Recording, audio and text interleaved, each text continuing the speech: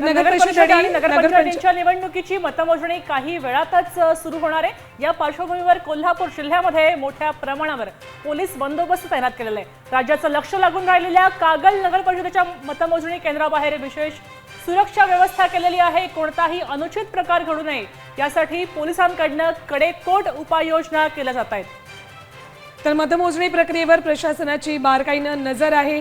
कडेकोट बंदोबस्त या ठिकाणी तैनात करण्यात आलेला आहे। कोल्हापुरातल्या 13 नगर परिषदांसाठीचं जे मतदान झालं होतं त्याची मतमोजणी आता सुरू होणार आहे। साधारण 10 नगर परिषद आणि 3 नगरपंचायती यांच्यासाठीची ही मतमोजणी ची तयारी आता पूर्ण झालेली आहे। या पार्श्वभूमीवर कोल्हापूर जिल्ह्यामध्ये मोठा आणि तगडा पोलीस बंदोबस्त तैनात करण्यात आलेला आहे।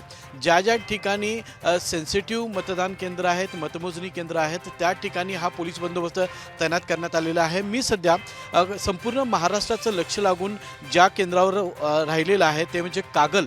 वरिष्ठ पोलीस अधिकारी जे आहेत हे या संपूर्ण जो बंदोबस्त आहे याची पाहणी करतायत। मतमोजणी झाल्यानंतर जिल्हाधिकारी यांचे आदेश आहेत की कोणी मिरवणूक काढू नये, कोणी गुलाल उधळू नये, अशा वेगवेगळ्या प्रकारचे जे ह्या सूचना आहेत त्या उमेदवारापर्यंत पोहोचवलेल्या आहेत। कॅमेरामॅन सचिन सावंत सोबत मी रणजित माजगावकर, साम टीव्ही, कोल्हापूर।